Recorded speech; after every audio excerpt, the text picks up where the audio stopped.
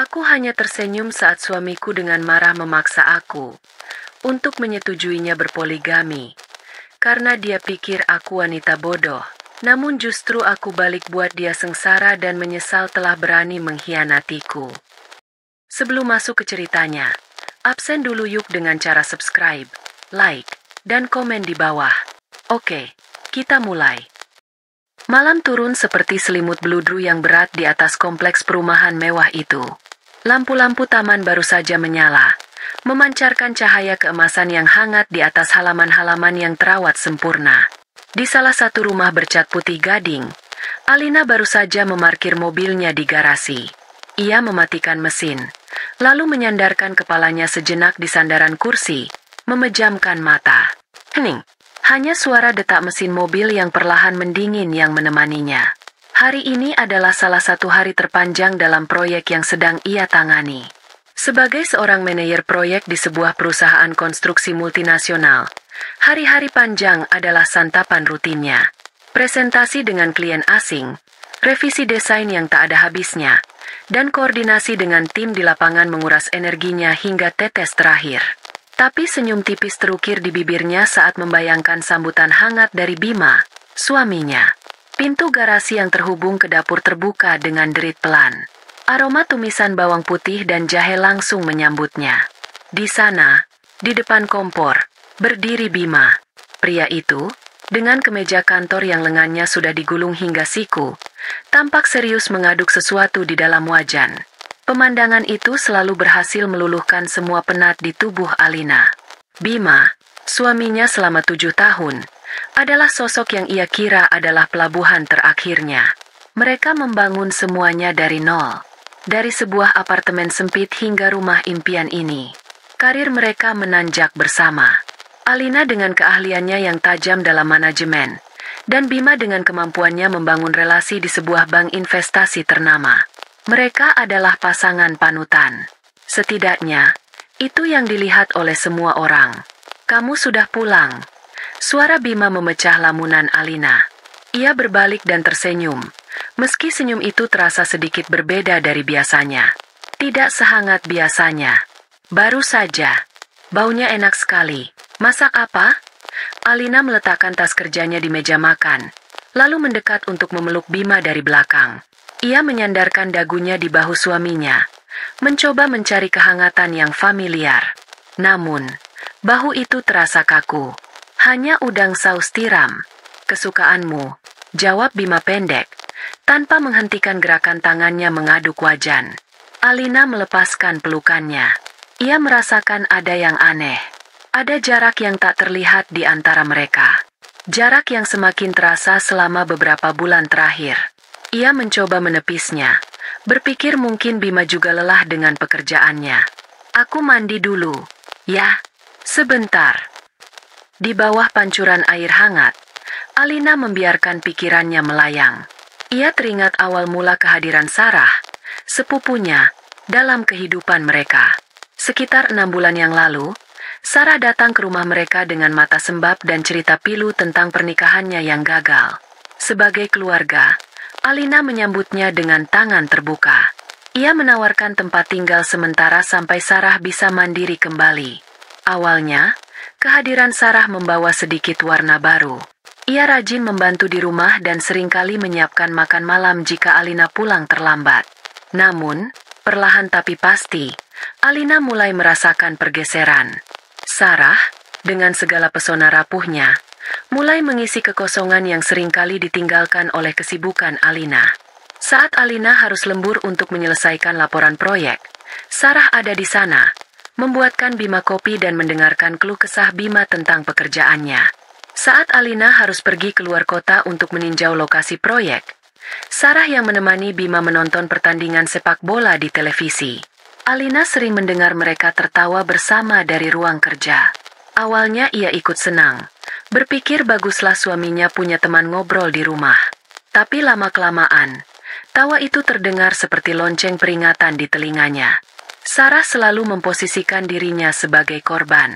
Korban dari mantan suaminya, korban dari keadaan, korban dari nasib buruk. Dan Bima, dengan jiwa pahlawannya, merasa terpanggil untuk melindunginya.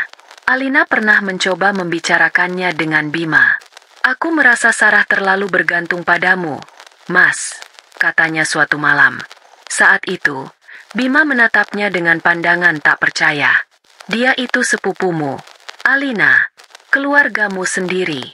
Dia sedang hancur. Tentu saja kita harus membantunya.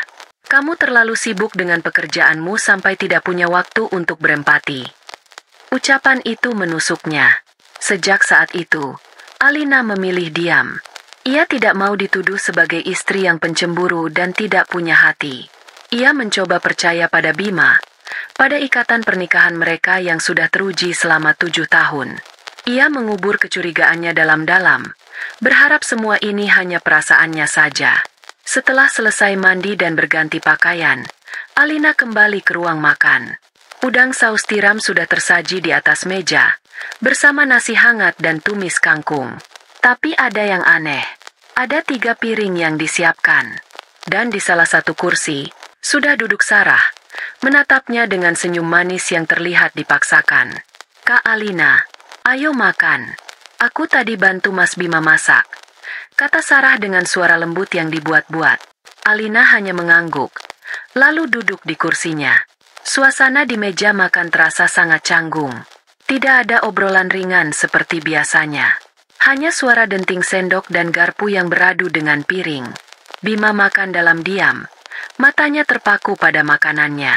Sesekali ia melirik ke arah Alina, lalu ke arah Sarah, seolah sedang menimbang sesuatu.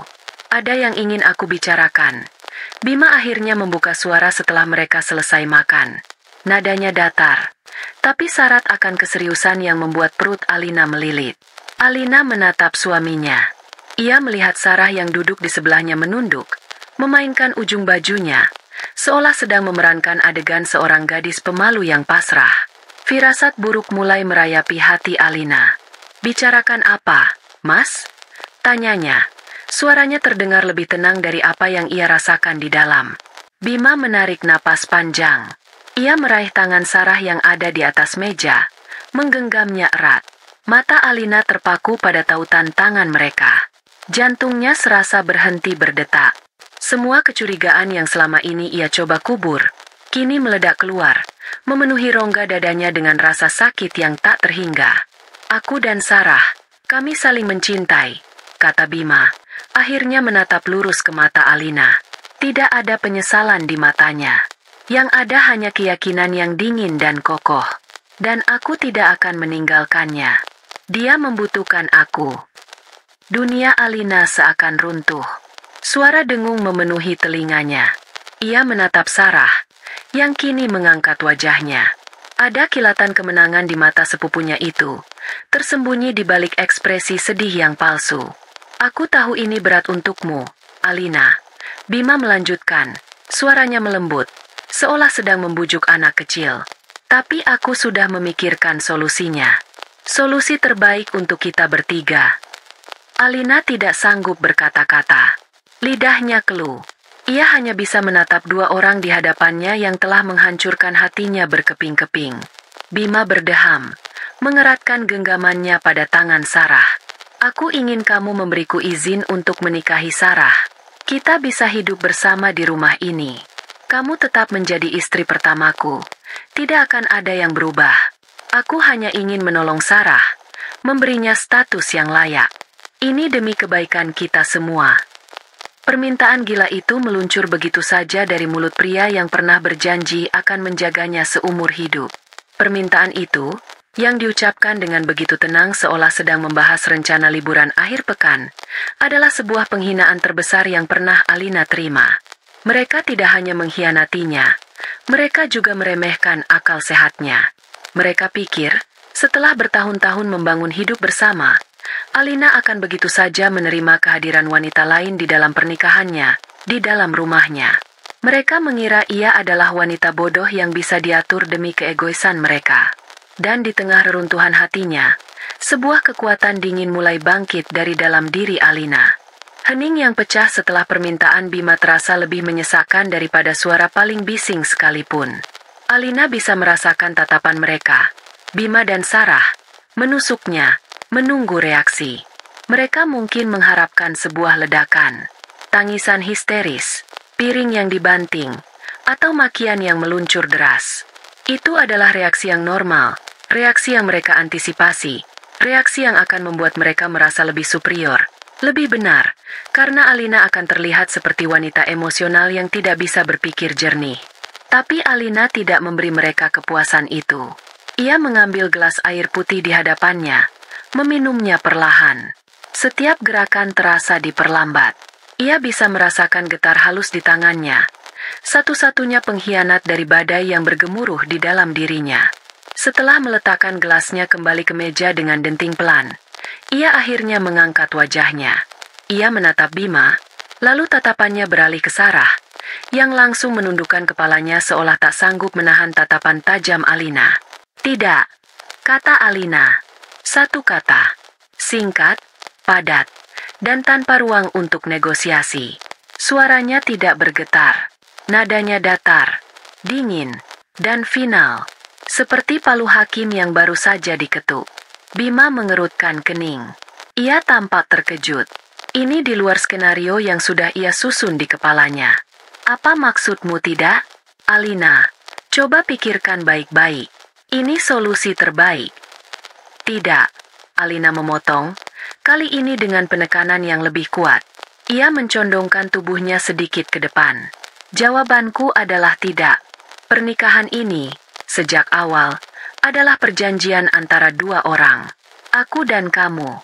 Tidak pernah ada ruang untuk orang ketiga. Jika kamu ingin menikahi wanita lain, kamu harus melepaskan aku terlebih dahulu. Pilih." "Pilihan," kata itu menggantung di udara, mengubah Bima dari seorang pria yang merasa memegang kendali menjadi seorang terdakwa. Wajahnya memerah karena marah. Topeng pria bijaksana yang mencoba mencari solusi terbaik langsung luntur, digantikan oleh wajah aslinya yang egois dan arogan. "Kamu tidak bisa melakukan ini padaku," bentak Bima, suaranya meninggi. Genggamannya pada tangan Sarah semakin erat, seolah mencari dukungan. "Setelah semua yang aku berikan padamu, kamu pikir kamu siapa bisa memberiku pilihan seperti itu?" Sarah, merasakan kemarahan Bima, mulai memainkan perannya. Isak tangis kecil mulai terdengar darinya. "Sudah kuduga, Mas. Kak Alina tidak akan pernah mengerti. Aku hanya akan menjadi beban. Mungkin lebih baik aku pergi saja," katanya lirih. Sebuah manipulasi murahan yang ditujukan untuk memancing amarah Bima lebih jauh lagi. Dan itu berhasil. "Diam, Sarah. Kamu tidak akan pergi kemana-mana." Bima menatap Sarah dengan tatapan melindungi, lalu kembali menatap Alina dengan kebencian yang meluap-luap. "Dengar, Alina. Aku sudah mencoba cara baik-baik. Jika kamu tidak mau mengerti, terpaksa aku akan menggunakan cara lain. Jangan paksa aku untuk melakukannya." Alina hanya menatapnya, diam, menunggunya mengeluarkan semua racun di dalam dirinya. "Kamu pikir kariermu yang cemerlang itu akan aman?" Bima mulai mengancam, matanya menyipit. "Aku kenal beberapa orang di dewan direksi perusahaanmu. Pak Harto, misalnya. Kita sering main golf bersama. Akan sangat mudah bagiku untuk membisikkan sesuatu padanya. Tentang bagaimana istriku ternyata tidak kompeten. Atau mungkin, sedikit ceroboh dengan data-data rahasia perusahaan. Sebuah rumor kecil saja sudah cukup untuk membuat posisimu goyah." Jantung Alina berdebar kencang mendengar ancaman itu. Tapi ia tidak membiarkan rasa takut itu terlihat di wajahnya. Ia tahu Bima tidak main-main. Bima memang pandai membangun koneksi, dan ia bisa menjadi sangat licik jika keinginannya tidak terpenuhi. Melihat Alina tidak bergeming, Sarah ikut menambahkan. Ia mengusap air mata palsunya, lalu menatap Alina dengan tatapan yang kini tidak lagi memancarkan kesedihan, melainkan kebencian murni. "Dan keluarga besar kita, Kak? Apa yang akan mereka pikirkan jika mereka tahu kakak begitu kejam? Menolak menolong sepupu sendiri yang sedang kesusahan? Aku bisa saja bercerita pada mereka bagaimana kakak menelantarkan suami. Terlalu sibuk mengejar dunia sampai lupa kodrat sebagai istri.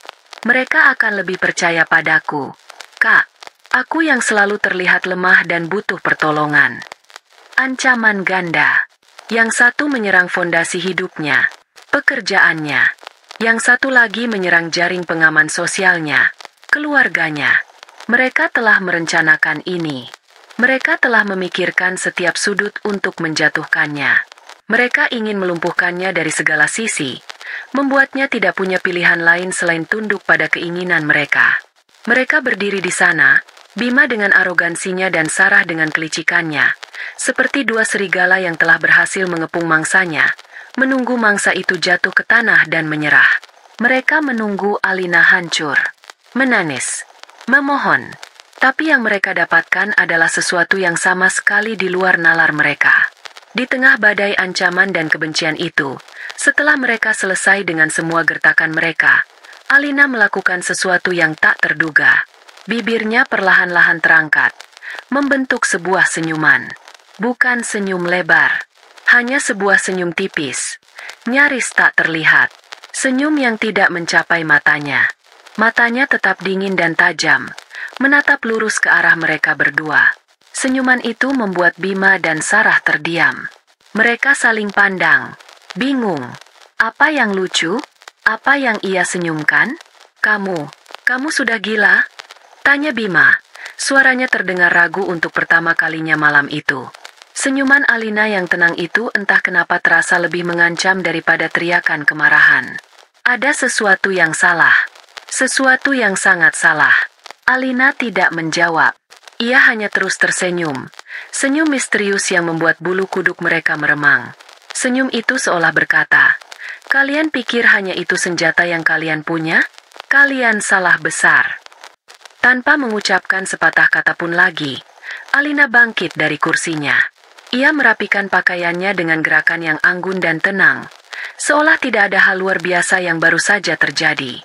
Ia berjalan melewati mereka berdua, menuju kamarnya, meninggalkan Bima dan Sarah yang masih terpaku di kursi mereka, dengan sejuta pertanyaan dan rasa tidak nyaman yang mulai merayap di hati mereka. Mereka mengira telah memenangkan pertempuran, tetapi senyuman kecil dari Alina barusan terasa seperti sebuah deklarasi perang yang sunyi. Malam itu, di dalam kamarnya, Alina tidak menangis. Rasa sakit itu ada, menggerogoti hatinya seperti asam. Tapi rasa sakit itu telah bertransformasi menjadi sesuatu yang lain. Menjadi bara api dingin bernama tekad. Ia duduk di depan laptopnya. Jari-jarinya menari di atas keyboard. Ia tidak sedang menulis surat pengunduran diri atau curhat di media sosial. Ia membuka sebuah file yang terkunci dengan kata sandi yang rumit. Sebuah file yang ia beri nama, Rencana Darurat. Di dalamnya, ia mulai mengetik. Langkah pertama, hubungi pengacara perceraian terbaik di kota ini. Langkah kedua, kumpulkan semua bukti aset bersama dan pribadi. Langkah ketiga, pasang telinga dan mata. Setiap percakapan, setiap pesan, setiap gerakan mereka mulai sekarang adalah amunisi. Mereka mengira mereka sedang mengancam seorang wanita bodoh yang lemah. Mereka tidak tahu, mereka baru saja membangunkan seorang ahli strategi yang selama ini tertidur di dalam diri istrinya. Mereka mengira telah memulai sebuah permainan, tapi mereka tidak sadar bahwa Alina sudah menyiapkan papan caturnya sendiri. Dan dalam permainannya, ia tidak pernah kalah. Senyuman tadi adalah tanda dimulainya permainan. Sebuah kejutan sedang ia siapkan, dan kejutan itu akan menghancurkan hidup mereka jauh lebih parah dari yang pernah mereka bayangkan. Hari-hari berikutnya di rumah itu berubah menjadi sebuah panggung sandiwara yang dingin. Udara terasa berat, syarat dengan kata-kata yang tak terucap dan permusuhan yang disembunyikan di balik rutinitas sehari-hari. Sarapan pagi adalah parade keheningan yang canggung. Bima akan duduk di ujung meja, membaca berita di tabletnya dengan raut wajah yang sengaja dibuat angkuh. Sarah akan sibuk melayani Bima, menuangkan kopi atau mengambilkan roti. Gerakannya penuh dengan pesan tersirat, seolah-olah ia sudah menjadi nyonya rumah yang sesungguhnya. Sementara Alina, ia memainkan perannya dengan sempurna. Ia akan makan dengan tenang. Wajahnya menunjukkan kesedihan yang terkendali, persis seperti yang mereka harapkan. Ia sengaja membiarkan lingkaran hitam di bawah matanya sedikit terlihat. Hasil dari malam-malam panjang yang ia habiskan bukan untuk menangis, melainkan untuk menyusun strategi. Ia harus terlihat lemah, terpukul, dan diambang keputusasaan. Karena hanya dengan begitu, mereka akan menjadi ceroboh. Dan mereka memang menjadi ceroboh. Serangan pertama datang dari arah yang paling ia duga, tempat kerjanya. Bima tidak membuang waktu untuk menjalankan ancamannya. Pada hari Selasa, Alina mulai merasakannya. Saat ia berjalan di koridor menuju ruangannya, ia melihat beberapa rekan kerjanya yang sedang mengobrol langsung terdiam dan berpura-pura sibuk saat ia lewat. Ada tatapan aneh, tatapan kasihan yang bercampur dengan rasa ingin tahu. Di pantry, ia tidak sengaja mendengar dua orang staf dari divisi lain berbisik. Salah satu dari mereka menyebut namanya, diikuti dengan frasa, masalah rumah tangga, dan kasihannya suaminya. Alina tahu ini adalah ulah Sarah, yang dieksekusi melalui koneksi Bima. Sarah, dengan bakat alaminya sebagai penyebar racun, pasti telah merangkai cerita yang begitu meyakinkan. Sebuah narasi di mana Alina adalah istri yang dingin, gila kerja, dan menelantarkan suami, sementara Bima adalah korban sabar yang akhirnya menemukan kebahagiaan pada sosok lain yang lebih perhatian. Cerita itu dibumbui dengan detail-detail palsu yang membuatnya terdengar nyata, menyebar seperti api di lingkungan kantor yang haus akan gosip. Puncaknya adalah pada hari Jumat. Pak Ridwan, atasannya yang selama ini sangat menghormatinya, memanggilnya ke ruangannya. Pria parubaya itu tampak serba salah. Ia berdeham beberapa kali sebelum memulai pembicaraan. Alina, saya harap kamu tidak salah paham. Pak Ridwan memulai, menghindari tatapan mata Alina. Saya hanya ingin memastikan semuanya baik-baik saja. Performa kamu beberapa tahun ini luar biasa. Proyek terakhir yang kamu pimpin bahkan menjadi tolak ukur baru di perusahaan kita. Tapi, belakangan ini, saya mendengar beberapa hal. Alina memasang ekspresi bingung dan khawatir. Mendengar apa ya, Pak? Yah, Pak Ridwan tanpa ragu. Tentang masalah pribadi. Saya tidak ingin ikut campur, tentu saja. Tapi Dewan Direksi, terutama Pak Harto, menitipkan pesan agar semua manajer menjaga citra profesional baik di dalam maupun di luar kantor. Beliau menekankan bahwa masalah pribadi yang berlarut-larut bisa mengganggu fokus dan pengambilan keputusan. Kamu tahu sendiri kan, proyek tender besar sebentar lagi akan dibuka. Nama itu, Pak Harto. Bima telah menyebutkan nama itu. Jadi ini benar-benar serangannya. Alina merasakan amarah yang dingin menjalari tulangnya. Tapi di luar, ia menunjukkan wajah seorang profesional yang sedang tertimpa masalah. Saya mengerti, Pak. Saya mohon maaf jika ada rumor tidak sedap yang beredar. Memang benar, rumah tangga saya sedang ada sedikit masalah. Tapi saya bisa jamin 100%. Hal ini tidak akan pernah mempengaruhi kinerja dan profesionalisme saya di kantor. Saya akan menyelesaikannya secepat mungkin, kata Alina dengan suara yang dibuat sedikit bergetar, seolah menahan tangis. Pak Ridwan tampak lega dengan jawabannya yang kooperatif. Baiklah, Alina, saya percaya padamu. Tolong segera selesaikan. Ya, perusahaan sangat mengandalkanmu. Saat Alina keluar dari ruangan Pak Ridwan, ia bisa merasakan tatapan dari seluruh penjuru ruangan. Mereka melihatnya sebagai wanita karir yang sedang diambang kejatuhan. Persis seperti yang Bima dan Sarah inginkan. Serangan kedua datang dari sektor keuangan. Bima, yang selama ini memegang kendali atas sebagian besar investasi dan rekening bersama mereka, mulai bergerak. Suatu siang, saat Alina hendak membayar makan siangnya di kantin, kartu kredit tambahannya ditolak. Ia mencoba 2 kali, tetap gagal. Dengan perasaan aneh, ia membayar dengan kartu debit dari rekening gajinya sendiri. Sesampainya di meja, ia membuka aplikasi mobile banking. Matanya terbelalak. Bima telah memblokir kartu kredit tambahannya. Tak hanya itu, ia melihat ada penarikan dalam jumlah sangat besar dari rekening tabungan bersama mereka 2 hari yang lalu. Rekening itu kini hampir kosong. Malamnya, ia mencoba menanyakan hal itu pada Bima dengan nada yang dibuat sepelan mungkin. Mas, tadi kartu kreditku ditolak.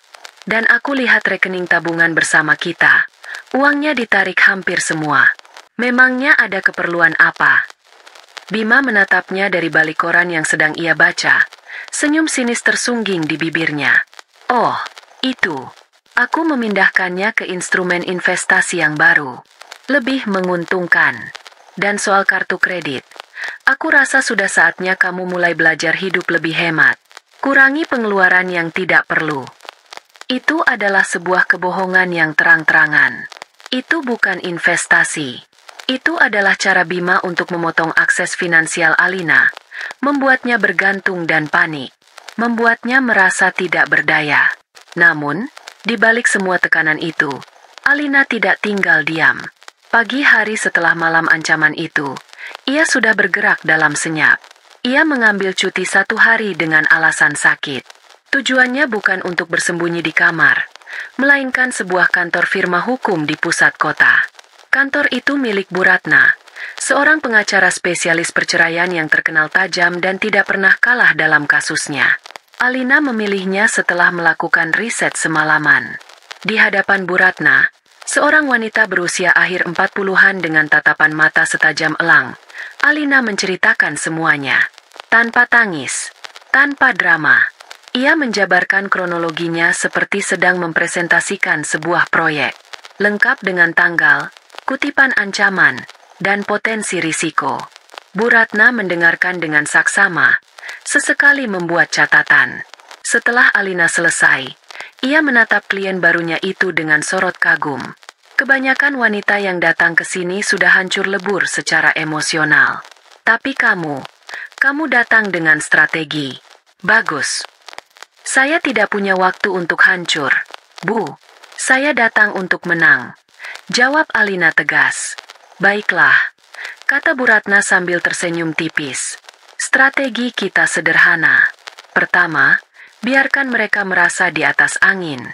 Biarkan mereka melakukan semua kesalahan. Kedua, dokumentasikan semuanya. Setiap pesan, setiap telepon, setiap tindakan yang merugikan Anda. Ketiga, kita kumpulkan amunisi kita sendiri secara diam-diam. Saya punya kenalan yang bisa membantu untuk itu. Kenalan yang dimaksud adalah Pak Surya, seorang investigator swasta. Sore harinya, Alina bertemu dengan pria itu di sebuah kafe yang sepi. Pak Surya, mantan polisi dengan perawakan tenang dan tidak banyak bicara, mendengarkan semua penjelasan Alina. Saya mau Anda mengikuti suami saya, Bima, dan juga sepupu saya, Sarah. Saya mau tahu semua yang mereka lakukan, kemana mereka pergi, siapa yang mereka temui. Dan yang paling penting, Alina berhenti sejenak, menatap mata Pak Surya dengan tajam. Saya mau Anda mengikuti aliran uangnya. Semua transaksi mencurigakan yang dilakukan suami saya. Pak Surya hanya mengangguk. Saya mengerti. Berikan saya waktu. Sejak saat itu, kehidupan Alina terbelah menjadi 2. Di siang hari, ia adalah Alina yang tertekan, korban dari kekejaman suami dan sepupunya. Ia sengaja datang ke kantor dengan wajah sedikit pucat, membiarkan rekan-rekannya berbisik.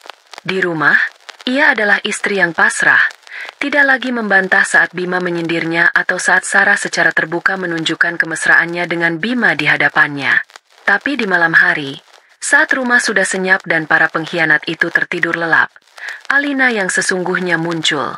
Di dalam ruang kerjanya yang terkunci, ia berubah menjadi seorang komandan perang. Ia menyusun file-file di laptopnya. Folder berisi foto-foto bukti transfer, rekaman percakapan telepon yang berhasil ia rekam secara diam-diam saat Bima menelepon rekan bisnisnya dan menjelek-jelekan Alina, serta catatan harian yang berisi setiap detail perlakuan buruk yang ia terima. Setiap hinaan, setiap sindiran, setiap haknya yang dirampas, semua tercatat rapi, lengkap dengan tanggal dan waktu. Ia sedang membangun sebuah benteng bukti, bata demi bata, dalam keheningan malam.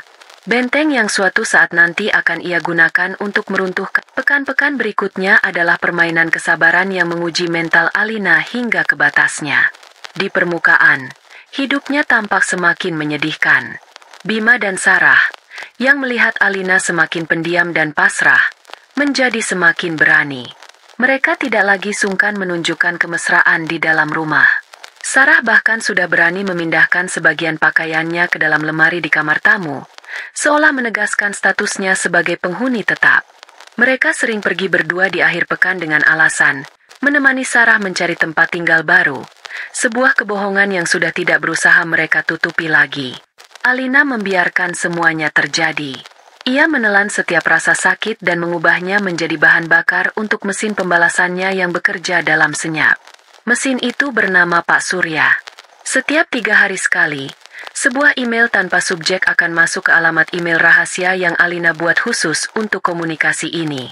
Email itu hanya berisi sebuah tautan ke penyimpanan cloud yang terenkripsi. Dan di dalamnya, terdapat laporan-laporan dari Pak Surya. Laporan pertama datang seminggu setelah pertemuan mereka. Isinya adalah serangkaian foto yang membuat napas Alina tertahan, bukan karena terkejut, tapi karena melihat pengkhianatan itu dalam bentuk visual yang begitu nyata. Ada foto Bima dan Sarah sedang makan malam di sebuah restoran Italia yang mahal. Bima menyuapi Sarah dengan sepotong tiramisu. Tatapannya penuh puja. Ada foto mereka bergandengan tangan di bioskop, tertawa bersama seperti sepasang remaja yang dimabuk cinta. Lalu ada serangkaian foto yang paling krusial. Bima dan Sarah memasuki sebuah gedung apartemen modern di kawasan bisnis, sebuah tempat yang belum pernah Alina datangi seumur hidupnya. Sarah terlihat memegang sebuah kartu akses. Subjek, Bima dan Sarah, terpantau memasuki gedung apartemen, Serenity Residence, pada pukul 21.30 dan tidak keluar hingga pagi hari. Observasi dilakukan selama 3 malam berturut-turut dengan pola yang sama, tulis Pak Surya dalam catatannya. Alina menatap foto-foto itu dengan hati yang dingin. Jadi mereka tidak hanya berselingkuh, mereka sudah membangun sarang mereka sendiri. Ia segera mengirim balasan singkat. Cari tahu status kepemilikan atau penyewa unit apartemen itu. Fokus pada unit yang mereka masuki. Laporan kedua datang 4 hari kemudian, dan isinya adalah sebuah bom kecil. Unit apartemen nomor 1708 di Serenity Residence disewa, atas nama Bima Adriansyah. Kontrak sewa dimulai 3 bulan yang lalu, dengan pembayaran tahunan di muka. Pembayaran dilakukan melalui transfer dari rekening bank swasta yang bukan merupakan rekening bersama. Jantung Alina berdebar lebih kencang. Bima memiliki rekening bank lain yang ia sembunyikan darinya. Ini adalah bukti finansial pertama yang kuat. Ia segera meminta Pak Surya untuk melacak rekening misterius itu. Ini adalah tugas yang sulit dan berisiko. Tapi Pak Surya dengan jaringannya yang luas, menyanggupinya. Sambil menunggu hasil penelusuran Pak Surya, Alina melakukan penyelidikannya sendiri. Ia tahu Bima adalah orang yang ceroboh dan terlalu percaya diri. Di malam hari, saat Bima sudah tertidur pula setelah lelah, bekerja lembur, yang Alina tahu adalah berkencan dengan Sarah, Alina menyelinap masuk ke ruang kerja Bima. Ia tidak menyalakan lampu, hanya menggunakan cahaya dari ponselnya. Ia membuka laci-laci meja kerja Bima satu persatu. Di laci paling bawah, di bawah tumpukan dokumen lama, ia menemukannya. Sebuah buku cek dari bank yang tidak ia kenali. Di dalamnya terselip selembar slip setoran. Dan di sana, tercantum nomor rekening rahasia Bima. Dengan nomor rekening itu, pekerjaan Pak Surya menjadi lebih mudah. Laporan ketiga yang datang seminggu setelahnya adalah sebuah jackpot.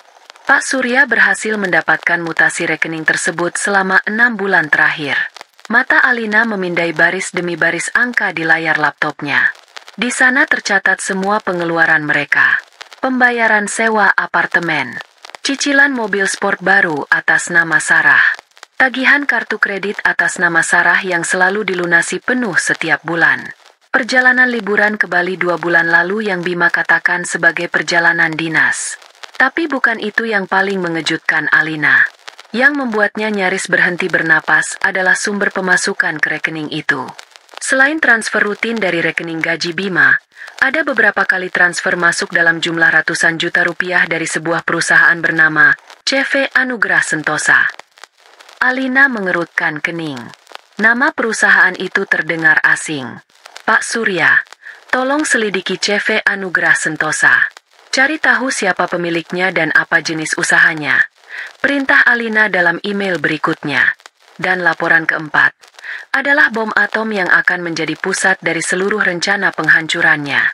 CV Anugrah Sentosa adalah perusahaan pemasok alat tulis kantor dan perlengkapan lainnya. Perusahaan ini terdaftar sebagai salah satu vendor di perusahaan tempat Bima bekerja. Setelah ditelusuri lebih lanjut melalui akta notaris, nama pemilik dan direktur dari CV Anugrah Sentosa adalah Sarah Dahlia. Alina bersandar di kursinya, merasakan gelombang pencerahan yang dingin dan mengerikan. Semuanya menjadi jelas sekarang. Ini bukan sekadar perselingkuhan dan penggelapan dana keluarga. Ini adalah sebuah konspirasi penipuan perusahaan. Bima, dengan posisinya di bagian pengadaan, telah menyetujui perusahaannya sendiri untuk menjadi pemasok fiktif atau setidaknya menggelembungkan harga tagihan. Uang perusahaan tempatnya bekerja dialirkan ke perusahaan cangkang milik kekasih gelapnya, yang kemudian mereka gunakan untuk membiayai kehidupan mewah mereka. Ini adalah kejahatan kerah putih. Sebuah pelanggaran hukum serius yang bisa menjebloskan mereka berdua ke penjara. Malam itu, Alina merasakan sesuatu yang berbeda. Rasa sakit karena dikhianati masih ada, tetapi kini tertutup oleh rasa jijik yang luar biasa. Mereka bukan hanya pengkhianat, mereka adalah sepasang penjahat. Ia merasa perlu mencari bukti pendukung yang lebih kuat. Ia teringat Bima memiliki sebuah laptop lama yang sudah jarang dipakai dan disimpan di dalam gudang. Dengan alasan ingin membersihkan gudang di akhir pekan, ia menemukan laptop usang itu. Butuh beberapa kali percobaan untuk membuka kata sandinya, hingga akhirnya ia berhasil. Kata sandinya adalah tanggal pernikahan mereka. Sebuah ironi yang menyakitkan. Dan di dalam laptop itu, ia menemukan harta karun.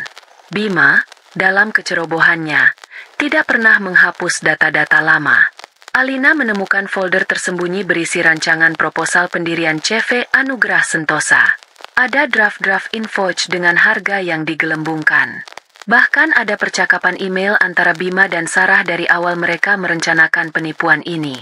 Mereka tertawa-tawa membahas bagaimana mudahnya mencari uang tambahan dan merencanakan masa depan cerah mereka dari hasil kejahatan itu.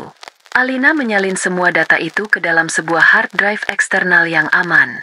Kini, ia memegang semuanya. Bukti perselingkuhan mereka.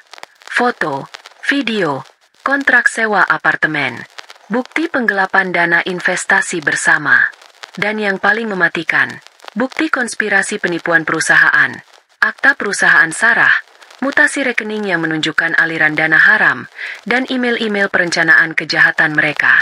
Ia menatap folder-folder di layar komputernya yang sudah tersusun rapi. Masing-masing diberi nama yang jelas. Ini bukan lagi sekadar kasus perceraian. Ini adalah sebuah dakwaan. Ia bukan lagi seorang istri yang tersakiti. Ia adalah seorang jaksa penuntut yang sudah memiliki semua bukti tak terbantahkan untuk memenjarakan terdakwanya. Bima merasa tidak sabar. Sudah hampir 2 minggu sejak ia dan Sarah melancarkan serangan rumor. Namun Alina masih berdiri tegak. Memang, ia terlihat lebih murung dan pendiam, tetapi ia tidak hancur. Ia masih pergi bekerja setiap hari. Masih memimpin rapat dengan kepala tegak. Bagi Bima, ini adalah sebuah perlawanan bisu yang menggores egonya. Melihat Alina yang seolah tidak terpengaruh membuatnya merasa diremehkan. Ia memutuskan sudah waktunya untuk melepaskan serangan pamungkas. Sebuah meriam yang ia yakini akan langsung meruntuhkan benteng pertahanan terakhir Alina. Harga dirinya sebagai seorang profesional. Pagi itu, ia duduk di sebuah kedai kopi yang jauh dari kantornya. Di hadapannya ada laptop yang layarnya menampilkan beberapa file gambar dan sebuah dokumen PDF. Ini adalah hasil karyanya selama beberapa malam terakhir. Dengan keahlian dasar mengedit gambar yang ia pelajari, ia telah menciptakan sebuah bukti palsu yang tampak sangat meyakinkan. Ia membuat tangkapan layar dari sebuah percakapan aplikasi pesan instan palsu, di mana Alina terlihat sedang mendiskusikan detail teknis dan angka-angka anggaran dari proyek tender besar yang sedang diperebutkan perusahaan Alina. Penerima pesan itu adalah sebuah nama fiktif yang ia kaitkan dengan perusahaan kompetitor. Ia bahkan membuat sebuah email palsu, lengkap dengan lampiran file desain yang seolah-olah dikirim dari alamat email pribadi Alina. Semuanya dirancang dengan detail untuk membuatnya terlihat seperti pengkhianat. Dengan tangan yang sedikit gemetar karena adrenalin, ia memasukkan semua file itu ke dalam sebuah folder zip. Lalu, dari sebuah alamat email anonim yang baru saja ia buat, ia mengirimkannya ke beberapa alamat email penting, Kepala Divisi SDM, Kepala Divisi Kepatuhan, dan yang paling utama, ke email pribadi Pak Harto, anggota Dewan Direksi yang sering bermain golf dengannya. Subjek emailnya singkat dan provokatif. Kebocoran data rahasia oleh manajer proyek Anda. Ia menekan tombol kirim, lalu menutup laptopnya dengan senyum puas. Ia membayangkan wajah Alina saat diseret keluar dari kantornya dengan menanggung malu. Permainan ini akan segera berakhir. Badai itu menerpa Alina tepat pada pukul 11 siang. Ia sedang berada di tengah-tengah presentasi progres proyek di hadapan timnya ketika pintu ruang rapat diketuk pelan. Asisten pribadi CEO perusahaan, Pak Tirtayasa, berdiri di ambang pintu dengan wajah serius. "Maaf mengganggu, Bu Alina. Pak Tirta meminta Ibu untuk segera ke ruangannya sekarang juga," katanya dengan nada yang tidak memungkinkan adanya penolakan. Seluruh ruangan langsung senyap. Panggilan mendadak dari CEO bukanlah hal yang biasa. Alina merasakan tatapan ingin tahu dari seluruh timnya saat ia membereskan laptopnya. Ia berjalan keluar dari ruang rapat dengan langkah yang ia paksakan untuk tetap tenang, meski jantungnya mulai berdebar tak karuan. Ia tahu ini pasti ulah Bima. Ini adalah meriam yang telah ia tunggu-tunggu. Di dalam ruang kerja CEO yang luas dan dingin, suasana terasa beku. Di sana tidak hanya ada Pak Tirtayasa, seorang pria berwibawa di usia 60-an, tetapi juga ada Budiana, Kepala SDM, dan Pak Harto, yang menatapnya dengan sorot mata penuh tuduhan. Alina merasa seperti seorang pesakitan yang akan diadili. Pak Tirtayasa mempersilakannya duduk, lalu tanpa basa-basi, ia memutar layar monitor besar di dinding ke arah Alina. Di sana, terpampang semua bukti yang telah dikirim oleh Bima. Tangkapan layar percakapan, email palsu, semuanya. "Kami menerima ini dari sumber anonim pagi ini," kata Pak Tirtayasa dengan suara berat. "Alina, ini adalah tuduhan yang sangat serius. Membocorkan data tender seperti ini adalah pengkhianatan terhadap perusahaan. Bisakah kamu menjelaskan ini?" Ini adalah momen tergelap dalam karir Alina. Semua kerja keras, dedikasi, dan loyalitasnya selama bertahun-tahun seolah lenyap dalam sekejap, digantikan oleh citra seorang pengkhianat. Ia bisa merasakan tatapan kemenangan dari Pak Harto. Ia merasakan tekanan yang luar biasa untuk panik, untuk menangis, untuk menyangkal dengan histeris. Tapi ia tidak melakukannya. Ia menarik napas dalam-dalam, menenangkan detak jantungnya yang menggila. Ini adalah medan perangnya, dan ia tidak akan kalah. Ia menatap layar monitor dengan saksama, memindai setiap detail dari bukti palsu itu dengan mata seorang manajer proyek yang terlatih mencari kesalahan. Ia mendekat ke layar, pura-pura menganalisis. "Terima kasih sudah menunjukkan ini langsung kepada saya, Pak," katanya dengan suara yang luar biasa tenang. "Izinkan saya melihatnya lebih dekat." Ia menunjuk ke salah satu tangkapan layar percakapan. Di sini tertulis percakapan ini terjadi pada hari Rabu lalu, pukul 10 malam lewat 5 menit. Pada hari dan jam yang sama, saya sedang melakukan telekonferensi dengan tim kita di Shanghai untuk membahas masalah logistik. Pertemuan itu berlangsung dari jam 9 sampai jam 11 malam. Bu Diana bisa memeriksa catatan rapat dan daftar hadir virtualnya. Tidak mungkin saya melakukan percakapan ini di saat yang bersamaan. Lalu ia menunjuk ke email palsu. Dan file desain yang dilampirkan ini adalah versi revisi kedua. Sedangkan file final yang saya pegang dan menjadi dasar tender kita adalah revisi keempat. Mengirimkan data usang seperti ini kepada kompetitor tidak ada gunanya. Bahkan bisa menyesatkan mereka. Jika saya benar-benar seorang mata-mata, saya pasti akan mengirimkan data yang paling akurat dan terbaru. Argumennya logis, dingin, dan menusuk langsung ke jantung kebohongan itu. Pak Tirtayasa dan Bu Diana saling berpandangan. Mereka mulai melihat ada yang janggal. Pak Harto tampak sedikit gelisah di kursinya. Alina kemudian mundur selangkah, menatap ketiga pimpinan perusahaan itu satu persatu. "Bapak dan Ibu, ini bukan sekadar kesalahpahaman. Ini adalah sebuah sabotase. Sebuah serangan yang dirancang dengan rapi untuk menghancurkan nama baik saya dan mengacaukan proses tender perusahaan. Bukti-bukti ini terlalu sempurna, terlalu bersih. Ini adalah hasil sebuah rekayasa. Ia berhenti sejenak, membiarkan kata-katanya meresap. Lalu ia menjatuhkan bomnya yang pertama. Serangan ini, lanjutnya dengan suara yang lebih pelan namun penuh penekanan, datang pada saat yang bersamaan ketika saya sedang menghadapi krisis pribadi yang sangat berat. Saya sedang dalam proses perpisahan dengan suami saya, Bima Adriansyah. Dan dalam proses itu, ia secara eksplisit telah mengancam akan menggunakan koneksinya, termasuk menyebut nama Bapak Harto, untuk menghancurkan karir saya. Seketika, semua mata tertuju pada Pak Harto, yang wajahnya langsung pucat pasi. Ia tergagap, mencoba menyangkal, tapi citranya sudah telanjur tercoreng. Alina tidak berhenti di situ. Ia tahu ini adalah kesempatannya untuk membalikan keadaan. Saya tidak akan meminta bapak dan ibu untuk langsung mempercayai saya.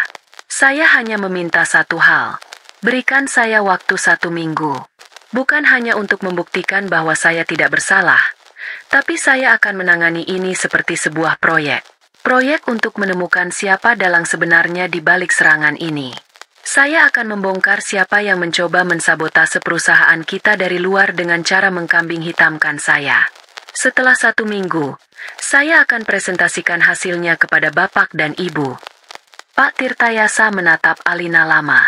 Ia melihat seorang wanita yang sedang diserang dari segala penjuru. Namun alih-alih meringkuk ketakutan, ia justru bangkit dan menawarkan diri untuk memimpin serangan balik. Ia tidak melihat seorang pengkhianat. Ia melihat seorang pejuang. Baiklah, Alina, kata Pak Tirtayasa akhirnya. Keputusannya tegas. 1 minggu. Kami tunggu hasilnya. Alina mengangguk, lalu berjalan keluar dari ruangan itu. Ia tahu, saat ia melangkah melewati ambang pintu, perannya telah berubah. Ia bukan lagi tertuduh. Ia adalah seorang investigator yang baru saja mendapatkan mandat resmi untuk berburu. Dan ia sudah tahu siapa buruannya. Setelah keluar dari ruang rapat Dewan Direksi, Alina berjalan kembali ke mejanya dengan aura yang berbeda. Bisik-bisik yang tadi mengiringinya kini berubah menjadi tatapan penuh tanda tanya. Mereka mengharapkan melihat seorang wanita yang hancur, mungkin sambil membawa kardus berisi barang-barang pribadinya. Sebaliknya, mereka melihat Alina duduk kembali di kursinya, membuka laptop, dan mulai bekerja dengan fokus yang 100 kali lebih tajam dari sebelumnya. Ia sengaja menciptakan ilusi bahwa ia sedang sibuk melakukan investigasi internal, menghubungi tim IT, dan memeriksa log server. Itu adalah penyamaran yang sempurna untuk aktivitasnya yang sesungguhnya, mempersiapkan babak akhir dari permainannya.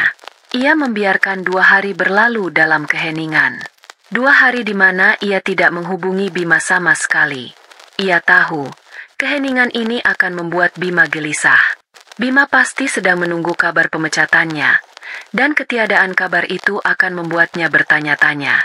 Ini adalah bagian dari perang psikologis. Pada malam hari kedua, Alina memutuskan sudah waktunya untuk menelepon. Ia masuk ke dalam kamar mandi, menyalakan keran air sedikit untuk menciptakan suara latar yang samar, lalu menekan nomor Bima. Sebelum menekan tombol panggil, ia berlatih sejenak.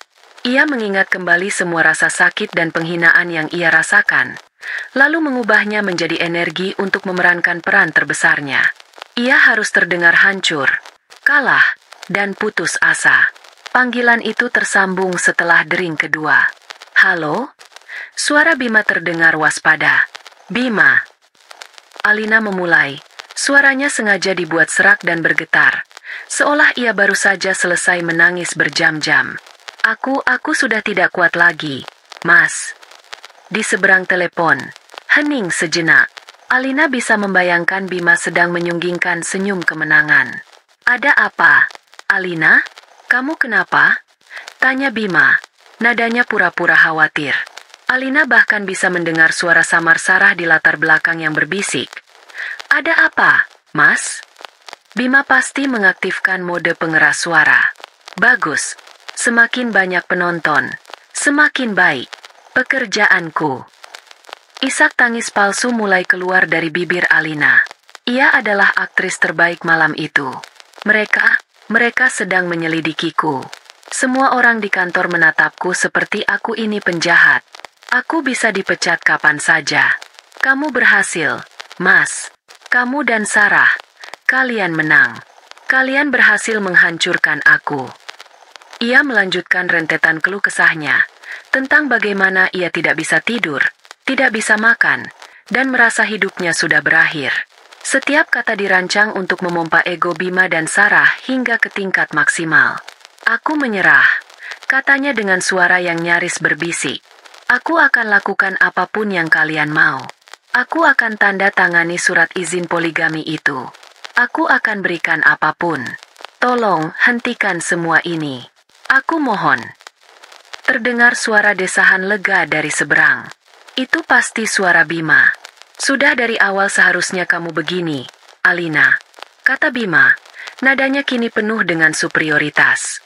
Aku tidak pernah mau menyakitimu. Aku hanya ingin kamu mengerti posisi kami. Baiklah, aku akan bicara dengan Pak Harto besok, memintanya untuk meringankan masalahmu di kantor. Terima kasih, Mas, terima kasih. Kata Alina, masih dengan isak tangisnya. Lalu, ia melontarkan umpannya. Tapi, aku punya satu permintaan. Aku tidak mau masalah ini menjadi fitnah di keluarga besar. Aku tidak mau mereka berpikir yang tidak-tidak. Bisakah kita kumpulkan keluarga inti? Orang tuamu dan orang tuaku. Kita bertemu di rumah akhir pekan ini. Biar aku sendiri yang menjelaskan di hadapan mereka.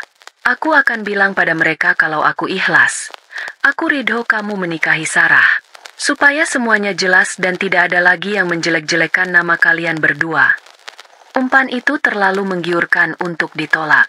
Sebuah pengakuan kekalahan di depan para orang tua, sebuah upacara penyerahan diri secara terhormat, bagi Bima dan Sarah, ini adalah puncak kemenangan mereka.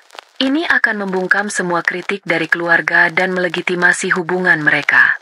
Ide bagus, jawab Bima cepat. Suaranya penuh antusiasme. Itu ide yang sangat bagus. Alina, baiklah, kita atur hari Sabtu malam, ya, di rumah kita. Iya, Mas. Terima kasih, jawab Alina lirih, sebelum menutup telepon. Begitu panggilan berakhir, isak tangis itu berhenti seketika. Wajah Alina yang tadi terlihat putus asa langsung berubah menjadi dingin dan tajam. Umpannya telah dimakan. Sekarang waktunya memasang jaring.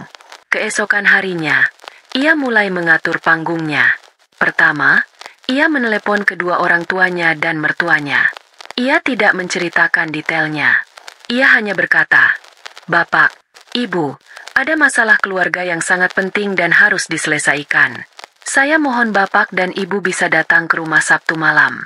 Kehadiran Bapak dan Ibu sangat berarti untuk masa depan rumah tangga saya." Nada suaranya yang serius dan mendesak membuat mereka semua setuju tanpa banyak bertanya. Kedua, ia membuat dua panggilan paling penting. Panggilan pertama adalah untuk Pak Tirtayasa, CEO-nya. "Selamat siang, Pak. Investigasi saya mengenai dalang sabotase perusahaan sudah selesai. Saya sudah menemukan semua bukti dan pelakunya. Saya akan melakukan konfrontasi langsung pada hari Sabtu malam. Jika Bapak berkenan, saya ingin mengundang Bapak untuk hadir dan menyaksikan sendiri pengungkapannya. Ini juga menyangkut nama baik perusahaan kita yang diseret ke dalam masalah ini." Pak Tirtayasa, yang sudah dibuat penasaran oleh keberanian Alina, langsung setuju. Panggilan kedua adalah untuk atasan langsung Bima di bank tempatnya bekerja. Alina sudah mencari tahu nama dan jabatannya dari risetnya. "Selamat siang, Bapak Hendrawan. Mohon maaf mengganggu. Nama saya Alina, istri dari Bima Adriansyah. Saya menelepon untuk menyampaikan sebuah informasi yang sangat krusial. Saya menemukan bukti adanya tindakan penipuan dan penggelapan dana yang dilakukan oleh suami saya yang berpotensi merugikan perusahaan Bapak. Saya akan membeberkan semua buktinya pada Sabtu malam. Saya mengundang Bapak untuk hadir agar bisa mengambil tindakan yang diperlukan." Undangan itu yang penuh dengan ancaman tersembunyi, membuat Pak Hendrawan tidak punya pilihan selain setuju untuk datang. Terakhir, ia menyiapkan ruang tamu. Ia meminjam proyektor dan layar dari kantornya dengan alasan untuk presentasi di luar. Ia menyembunyikan layar proyektor itu di balik sebuah lukisan besar, dan meletakkan proyektornya di dalam lemari hias. Ia menghubungkan semuanya ke laptopnya dan melakukan uji coba. Di dalam laptop itu, sudah ada sebuah file presentasi yang ia siapkan dengan cermat. Sebuah presentasi yang berisi foto-foto, rekaman suara, mutasi rekening, akta perusahaan fiktif, hingga email-email perencanaan kejahatan. Sebuah narasi kehancuran yang siap ia putar. Jumat malam, 1 hari sebelum hari perhitungan, Alina berdiri sendirian di tengah ruang tamunya yang remang-remang. Ia memandangi kursi-kursi kosong yang sudah ia tata. Ia membayangkan setiap orang yang akan duduk di sana. Para orang tua yang akan patah hati. Para atasan yang akan murka. Dan 2 orang pengkhianat yang akan datang dengan senyum kemenangan, tanpa tahu bahwa mereka sedang berjalan menuju tiang gantungan mereka sendiri. Jebakannya telah terpasang sempurna. Yang perlu ia lakukan sekarang hanyalah menunggu. Sabtu malam datang dengan lambat, seolah waktu sengaja mempermainkan detak jantung setiap orang yang terlibat dalam drama ini. Di rumah Alina, aroma masakan yang lembut menguar di udara. Ia sengaja memasak beberapa hidangan ringan dan menatanya di meja, bagian dari perannya sebagai tuan rumah yang baik. Ia mengenakan gaun sederhana berwarna biru tua. Warnanya memancarkan ketenangan yang kontras dengan badai yang siap ia lepaskan. Setiap detail dari malam ini telah ia rencanakan. Pencahayaan ruang tamu ia atur sedikit redup untuk menciptakan suasana serius, dan ia telah menempatkan kursi-kursi dengan formasi yang strategis, seperti bidak catur di atas papan. Tamu pertama yang tiba adalah orang tua Alina. Mereka datang dengan wajah penuh kekhawatiran. "Ada apa, Nak? Kenapa mendadak sekali?" tanya ibunya sambil memeluknya erat. Alina hanya tersenyum tipis dan menjawab, "Ada yang perlu kita selesaikan bersama malam ini, Bu. Mohon Bapak dan Ibu duduk dulu." Tak lama kemudian, mertuanya, orang tua Bima, tiba. Mereka adalah pasangan yang sangat dihormati. Ayahnya seorang pensiunan hakim yang terkenal lurus dan ibunya seorang wanita lembut yang sangat menyayangi Alina. Mereka juga menunjukkan kebingungan yang sama. Bima bilang ada kabar baik, tapi kenapa wajahmu tegang sekali, Alina? Tanya ibu mertuanya. Lagi-lagi, Alina hanya menjawab dengan tenang. "Sebentar lagi kita semua akan tahu, Bu." Lalu, datanglah kedua tokoh utama malam itu. Bima dan Sarah masuk ke dalam rumah dengan langkah penuh percaya diri. Bima mengenakan kemeja batik terbaiknya. Wajahnya berseri-seri penuh kemenangan. Sarah berjalan sedikit di belakangnya, mengenakan gamis berwarna pastel. Wajahnya ditata untuk menampilkan ekspresi malu-malu namun bahagia. Mereka seperti sepasang pengantin baru yang akan mengumumkan kabar bahagia. Saat melihat semua orang tua sudah berkumpul, senyum mereka semakin lebar. Mereka menyalami para orang tua satu persatu, seolah sedang meminta restu. Mereka sama sekali tidak menyadari kehadiran 2 mobil asing yang baru saja parkir di seberang jalan. Nah, karena semua sudah berkumpul, Bima memulai dengan suara lantang, mengambil posisi di tengah ruangan seolah ia adalah pemimpin acara. "Mungkin kita bisa mulai acaranya. Alina, mungkin kamu mau mempersilakan aku dan Sarah untuk..." Tok tok tok. Ketukan di pintu depan memotong ucapan Bima. Semua orang menoleh. "Siapa lagi yang datang, Alina?" tanya Bima, sedikit terganggu. "Tamu saya," jawab Alina singkat, lalu berjalan untuk membuka pintu. Di ambang pintu berdiri 2 pria berpenampilan sangat profesional. Yang satu adalah Pak Tirtayasa, CEO perusahaan Alina. Yang satu lagi adalah Pak Hendrawan, atasan langsung Bima. Kehadiran mereka seketika mengubah atmosfer ruangan. Wajah Bima yang tadinya berseri-seri langsung berubah menjadi tegang dan bingung. Apa yang dilakukan bosnya di sini? Dan kenapa CEO perusahaan Alina juga hadir? Sarah tampak gelisah. Senyum di wajahnya memudar. "Selamat malam, Pak Tirta, Pak Hendrawan. Terima kasih sudah bersedia datang." Silakan masuk, silakan duduk, kata Alina dengan sopan, mempersilakan kedua tamunya duduk di kursi yang telah ia siapkan, yang posisinya sedikit terpisah dari kelompok keluarga. Ruangan itu kini penuh dengan ketegangan yang pekat. Para orang tua tampak semakin bingung, sementara Bima menatap Alina dengan tatapan penuh tanya dan curiga. Ia merasa ada yang tidak beres. Ini bukan bagian dari skenario penyerahan diri yang ia bayangkan. Bima mencoba mengambil kendali kembali. Oke, karena sekarang tamunya bertambah. Mungkin lebih baik kita mulai saja. Jadi, tujuan kami mengumpulkan Bapak dan Ibu sekalian malam ini adalah untuk menyampaikan sebuah niat baik. Tunggu sebentar, Mas. Alina memotongnya lagi. Kali ini suaranya lebih tegas. Ia berdiri dari kursinya. Semua mata kini tertuju padanya. Sebelum Mas Bima melanjutkan, ada beberapa hal yang perlu Alina sampaikan terlebih dahulu. Anggap saja ini sebagai pengantar, agar semua yang hadir di sini, termasuk Pak Tirta dan Pak Hendrawan, memahami konteksnya secara utuh. Agar tidak ada lagi fitnah, tidak ada lagi kebohongan. Dengan sebuah remote kecil di tangannya, Alina menekan satu tombol. Di belakangnya, lukisan besar yang tergantung di dinding perlahan terangkat secara mekanis, memperlihatkan sebuah layar proyektor putih yang tersembunyi. Dari dalam lemari hias di seberang ruangan, sebuah cahaya proyektor menyala, menampilkan slide pertama di layar. Judulnya sederhana, latar belakang pertemuan malam ini. Wajah Bima dan Sarah berubah pucat pasi. Ini adalah sebuah kudeta. Beberapa minggu yang lalu, Alina memulai presentasinya. Suaranya tenang dan jelas, tanpa getaran sedikit pun. Ia seperti sedang memimpin rapat proyek, bukan membongkar aib rumah tangganya. Suami saya, Bima, dan sepupu saya, Sarah, datang kepada saya dengan sebuah permintaan. Mereka meminta izin saya untuk menikah. Para orang tua terkesiap kaget. Ibu Bima menutup mulutnya tak percaya. Tentu saja saya menolaknya, lanjut Alina.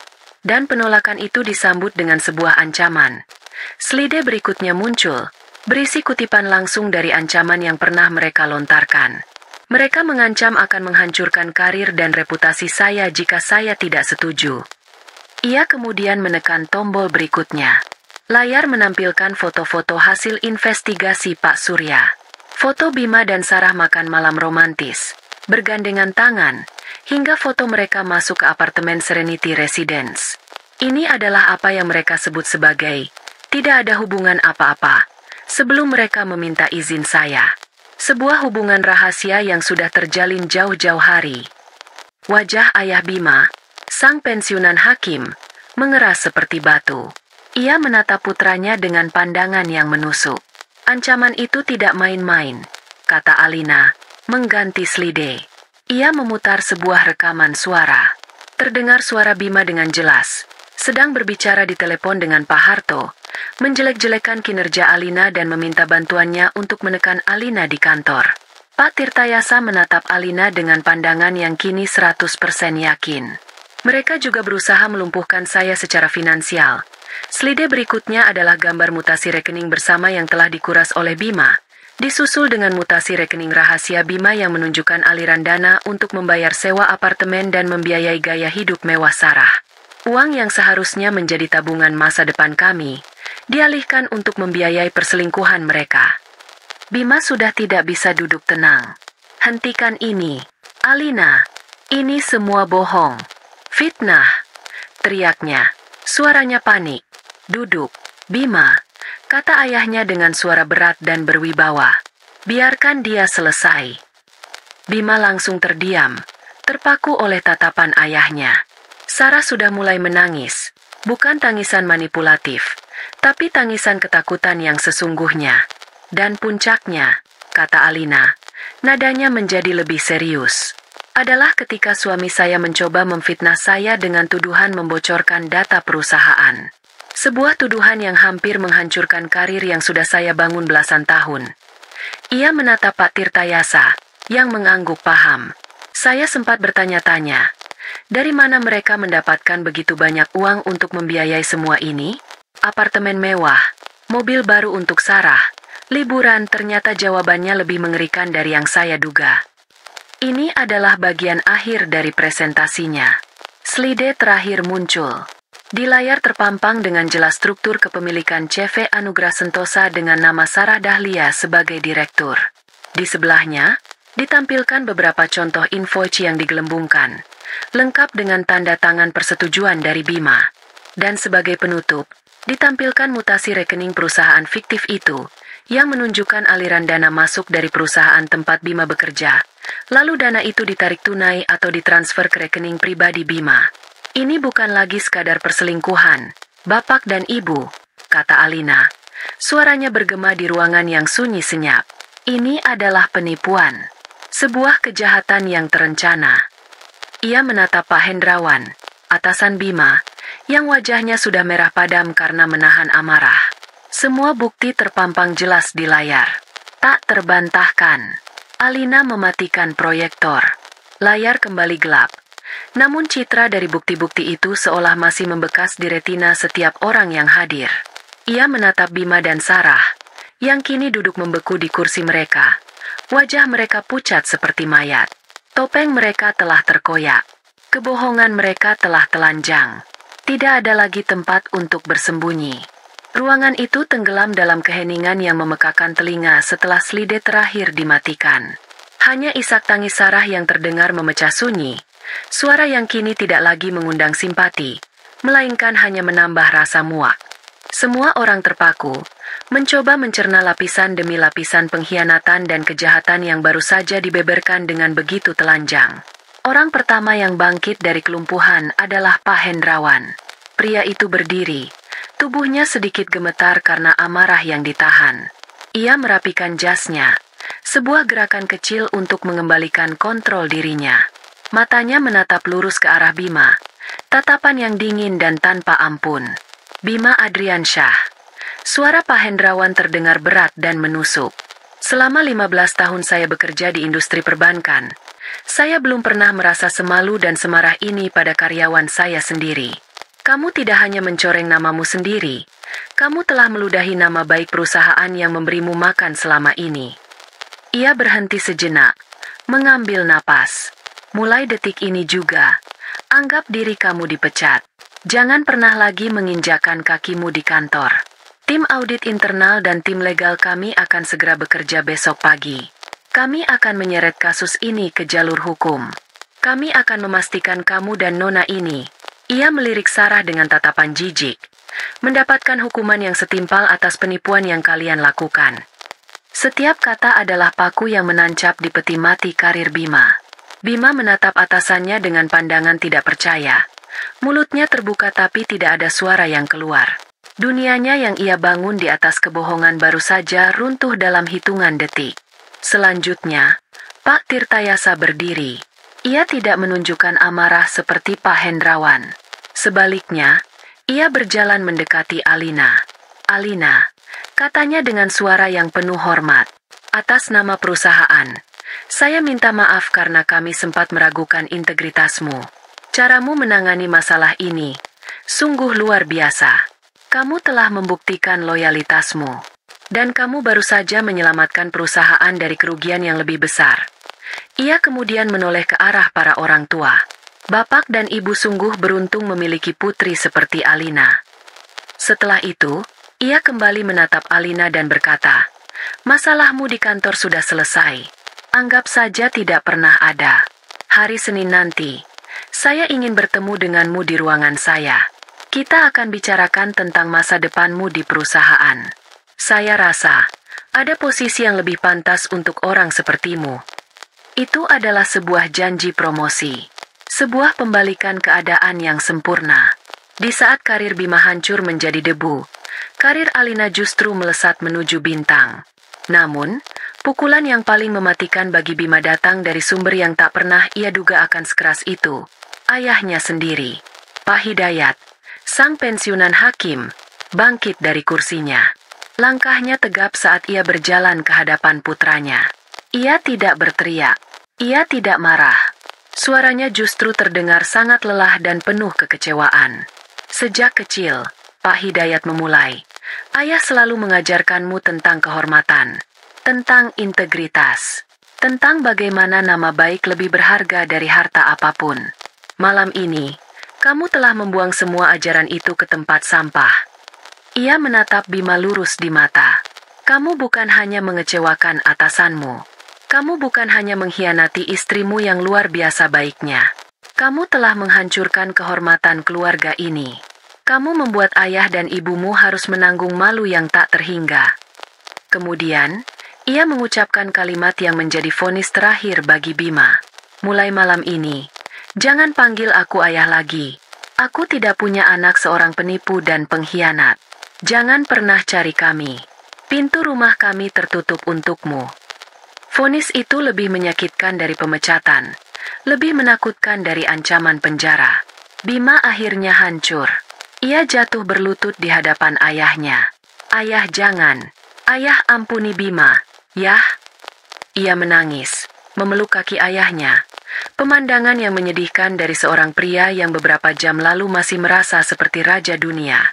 Ayahnya tidak bergeming. Ia melepaskan pelukan Bima dengan tegas, lalu berbalik menuju istrinya yang sudah berlinang air mata. Ayo, Bu, kita pulang. Tidak ada lagi urusan kita di sini. Ia kemudian menatap Alina dengan tatapan sedih.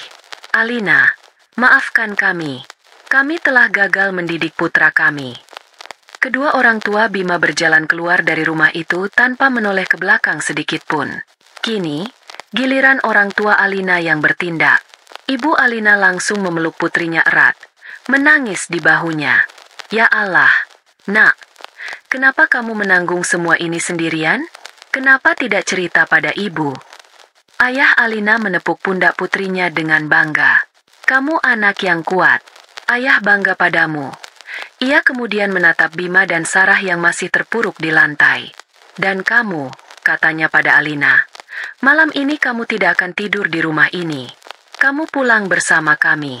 Bereskan barang-barangmu secukupnya. Kamu tidak pantas berada satu atap lagi dengan sampah seperti mereka.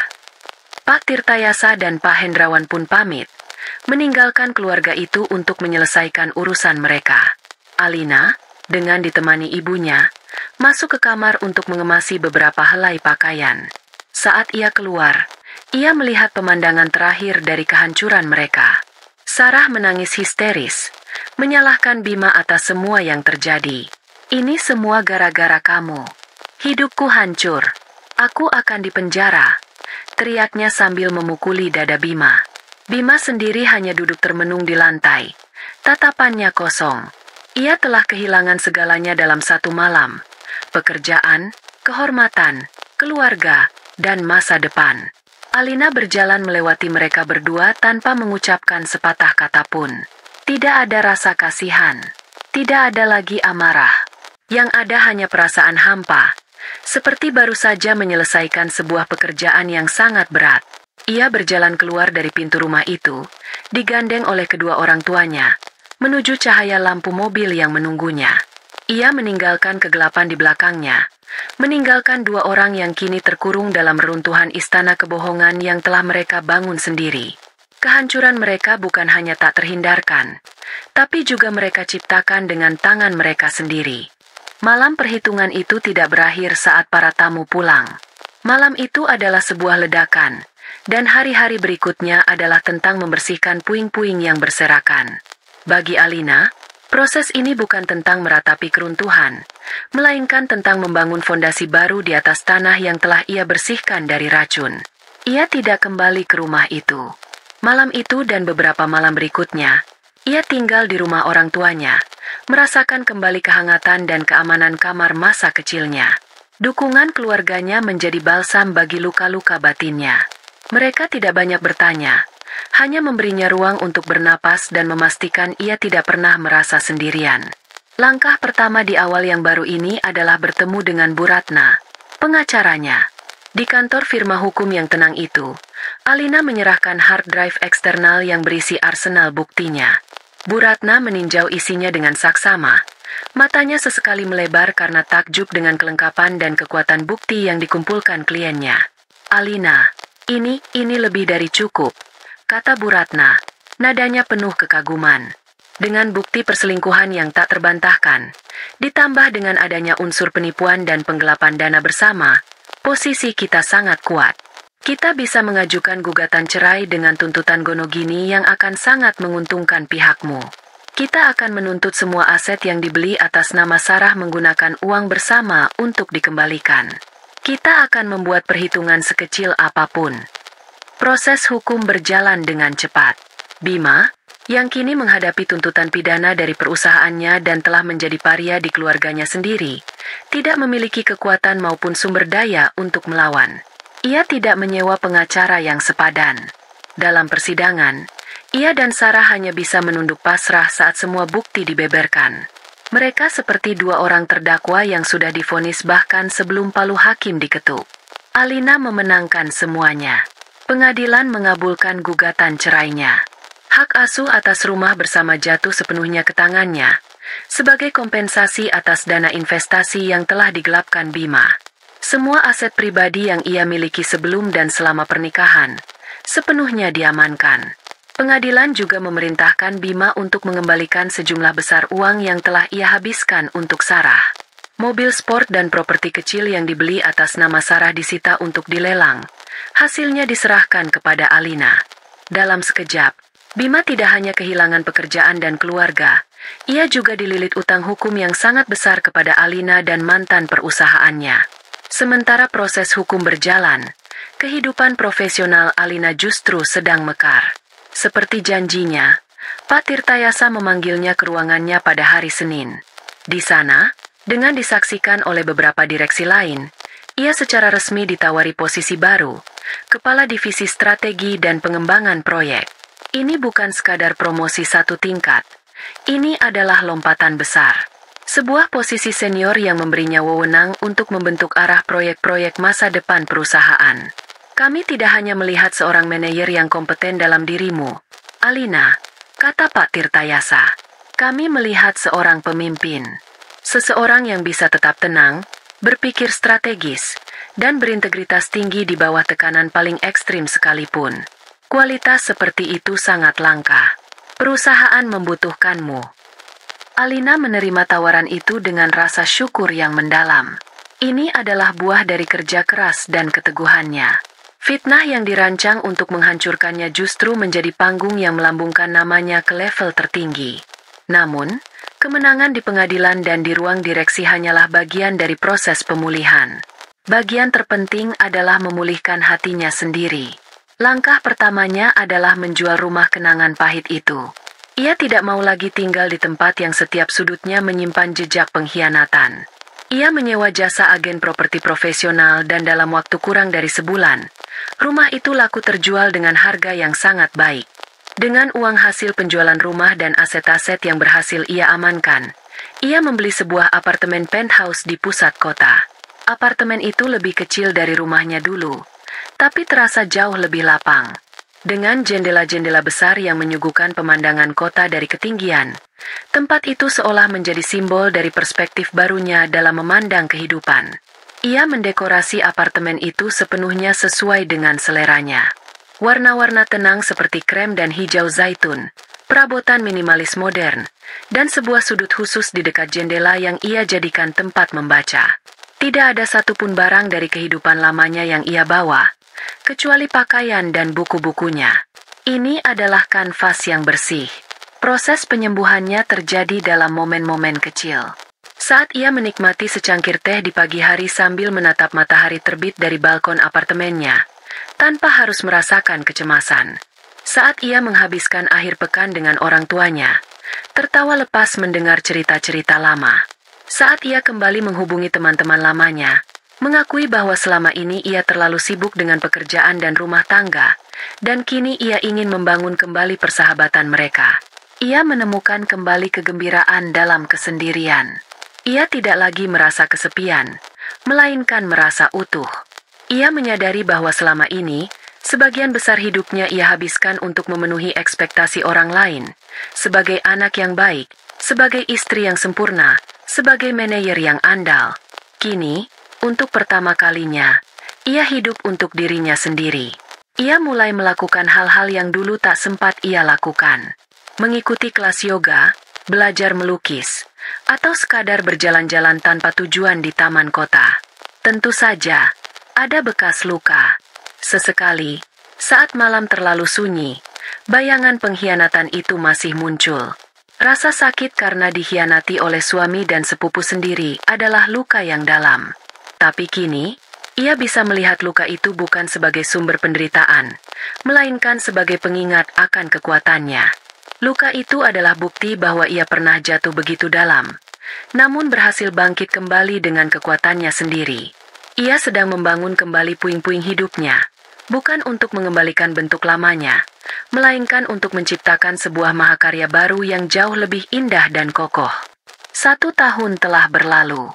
Waktu telah menjadi penyembuh sekaligus saksi bisu dari perubahan nasib yang begitu drastis. Di lantai 35 sebuah gedung pencakar langit, di dalam ruang rapat yang dipenuhi oleh para ekspatriat dari Jepang, Alina berdiri di depan layar presentasi raksasa. Ia baru saja menyelesaikan pemaparannya tentang strategi pengembangan proyek kota mandiri terpadu, sebuah proyek triliunan rupiah yang berhasil ia menangkan untuk perusahaannya. Bahasa Inggrisnya fasih, argumennya tajam, dan auranya memancarkan kepercayaan diri yang tenang namun tak tergoyahkan. Saat tepuk tangan membahana di ruangan itu, Alina hanya tersenyum tipis dan mengangguk. Para investor dari Jepang menghampirinya, membungkuk hormat, dan menjabat tangannya dengan erat. Pak Tirtayasa, yang duduk di barisan depan, menatapnya dengan senyum bangga. Dalam setahun, Alina tidak hanya beradaptasi dengan posisi barunya, ia telah melampaui semua ekspektasi. Ia telah menjadi salah satu pilar terpenting di perusahaan. Kehidupannya di luar pekerjaan pun telah menemukan ritme yang damai. Apartemennya kini telah menjadi sebuah surga kecil yang hangat. Lukisan-lukisan hasil karyanya sendiri kini menghiasi dinding. Setiap akhir pekan, ia sering mengundang orang tua dan sahabat-sahabatnya untuk makan malam bersama. Tawa dan obrolan hangat kini menjadi musik latar dalam hidupnya. Ia telah menemukan keseimbangan. Ia bekerja keras, namun ia juga tahu kapan harus berhenti dan menikmati hidup. Ia tidak lagi mengejar kesempurnaan. Ia hanya mengejar kebahagiaan. Suatu sore, saat sedang menikmati kopi di sebuah kafe sepulang kerja, seorang teman lamanya, Diana, tak sengaja bertemu dengannya. Setelah berbasa-basi menanyakan kabar, Diana berujar dengan nada ragu. Ngomong-ngomong, Alina 2 hari yang lalu, aku nggak sengaja lihat Mas Bima. Alina hanya mengangkat alis, tanpa menunjukkan emosi berlebih. Oh ya? Di mana? Di sebuah pujasera di pinggir kota. Cerita Diana. Penampilannya, wah, beda banget. Kucel, kurus, dan kelihatan jauh lebih tua. Dia kerja jadi petugas kebersihan di sana, yang angkutin piring-piring kotor. Waktu itu dia lagi dimarah-marahin sama manajernya karena mecahin gelas. Aku sampai nggak tega lihatnya. Diana melanjutkan ceritanya.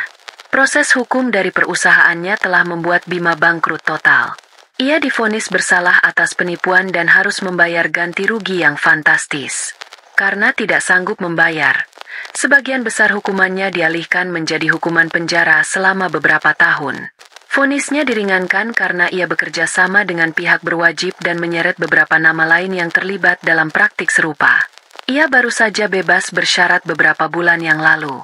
Tanpa ijazah yang berarti selain pengalaman kerja yang kini tercoreng, tanpa dukungan keluarga, dan dengan catatan kriminal, pekerjaan terbaik yang bisa ia dapatkan hanyalah pekerjaan kasar. Lalu Sarah bagaimana? Tanya Alina. Lebih karena rasa ingin tahu yang samar daripada kepedulian. Nah, itu lebih parah lagi, kata Diana. Katanya sih, setelah mereka berdua jatuh, hubungan mereka langsung hancur. Mereka saling menyalahkan. Sarah juga kena tuntutan hukum sebagai kaki tangan. Keluarganya yang di kampung pun malu dan gak mau nerima dia lagi.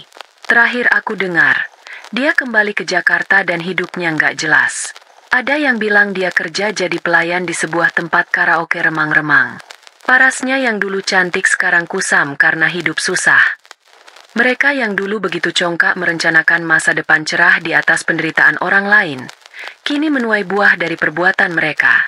Kemitraan mereka, yang dibangun di atas pondasi kerakusan dan nafsu, hancur berkeping-keping saat fondasi itu runtuh. Mereka terpuruk dalam lubang yang mereka gali sendiri, saling menyalahkan dalam kegelapan.